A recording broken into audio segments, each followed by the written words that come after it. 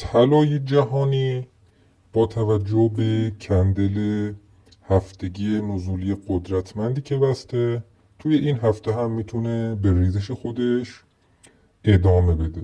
اما ما تو چه ناحیه‌ای منتظر فروش باشیم؟ ناحیه‌ای که ما مشخص کردیم ناحیه 4430 هست. اگر خریداتون بلند مدته روی اون ناحیه اگر تاییدی کندلی در تایم فریم 5 دقیقه بهتون داد، میتونید وارد معامله فروش بشید و تا کف 4277 فروشتون رو نگه دارید. اما اگه توی ناحیه 4430 به ما تاییدی فروش نداد، اون موقع باید چیکار کنیم؟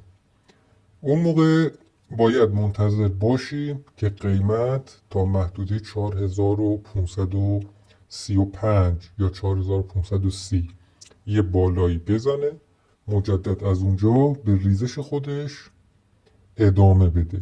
چون که جنگ آمریکا و ونزوئلا ادامه دار نبوده و با توجه به کندل هفتگی پرقدرتی که بسته نمیتونیم امیدوار به رشد طلا باشیم.